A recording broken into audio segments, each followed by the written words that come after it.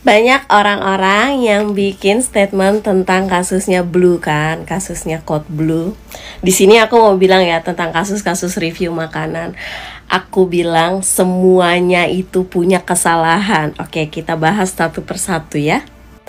Oke, dari biru dulu ya. Nih, biru itu sebenarnya dari pertama kali muncul, kalau kalian memperhatikan, memang dia ke arah sana. Dia memang bertujuan untuk menjadi konsultan yang pada akhirnya, misalnya dia mereview tempat itu kurang bagus, pada akhirnya tempat tersebut memperbaiki dan akan meminta si biru ini untuk mereview ulang, tapi ternyata dengan suatu endorsement atau kerjasama atau yang dia sebut mungkin kalau sekarang ini konsultan ya.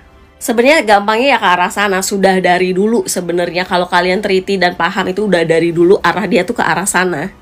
Cuma untuk cara kerjanya 100% aku nggak membenarkan karena ini jatuhnya mungkin kalau kata orang-orang tindakan yang ke arah pemerasan ya, karena fee-nya juga bener-bener gila. Dan kalian bayangin ya, namanya orang punya usaha nggak segampang itu bisa ngebayar influencer atau orang-orang terkenal gitu. Jadi ini kurang etis dan kurang bagus. Jadi menurut aku ya di sini Blue juga punya kesalahan. Yang kedua, Shirley C. Oke, pada akhirnya ini aku harus sampaikan sama teman-teman influencer ya.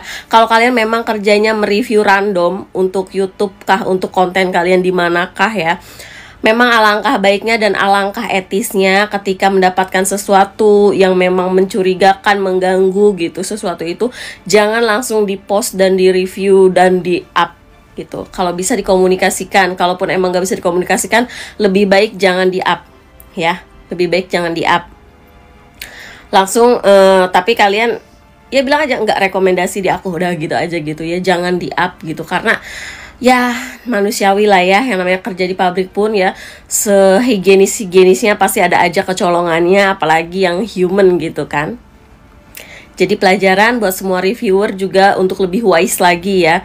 Karena pada akhirnya kan kayak kasusnya Shirley C itu sampai dikatain gitu secara personal, itu juga nggak etis banget gitu. Jadi kayak sebenarnya Shirley C-nya aja terluka ibaratnya karena dia mengupload video, tapi ya yang pemilik usahanya juga mungkin merasa terluka juga gitu. Oke, untuk yang ketiga ini influencer besar Tashi ya. Tashi, aku udah tahu dia dari lama.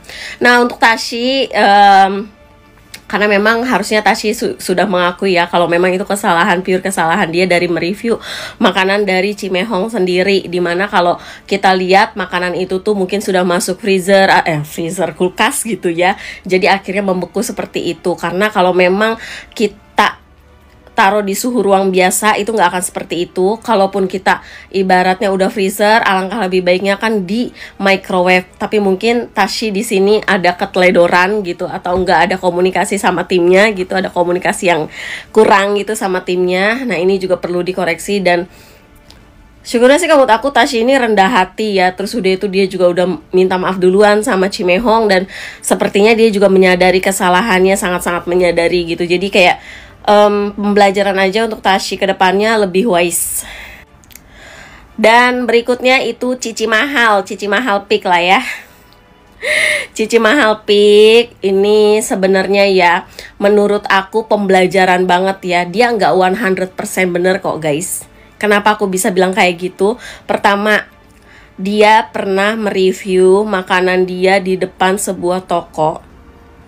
Lalu dia mereview dengan gamblang, tapi videonya udah dihapus. Aku juga pernah bikin satu videonya karena ada beberapa orang juga yang komen di sana. Jadi kalau Cici Mahal ini bilang sekarang dia mengalami sebuah fenomena dijatuhkan atau apa, menurut aku ya harus belajar juga rendah hati, wise, karena Cici juga pernah menjatuhkan atau pernah melakukan hal serupa di depan toko orang.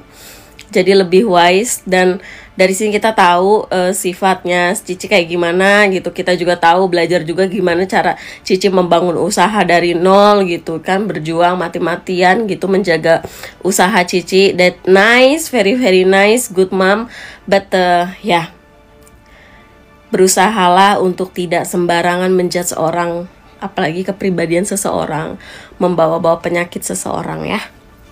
Itu aja sih. Lalu Nextnya sendiri buat influencer-influencer ya, buat teman-teman konten creator di luar sana yang bikin blow up kasus ini, naikin kasus ini.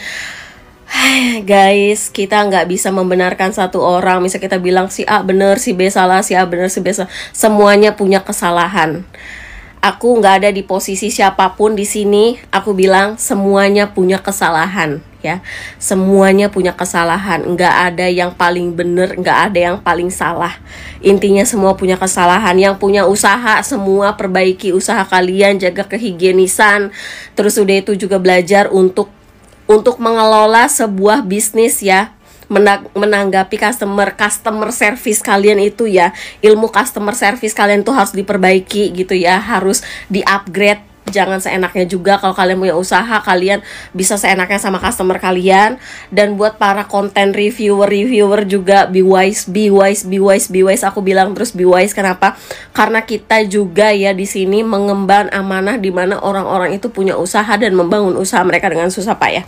Jadi menurut aku nggak ada yang benar 100%, nggak ada yang salah 100%. Semuanya itu punya kesalahan dan semuanya ada yang benar, oke? Jadi ya kita sebagai human be wise aja sih. Itu aja sih. Be wise.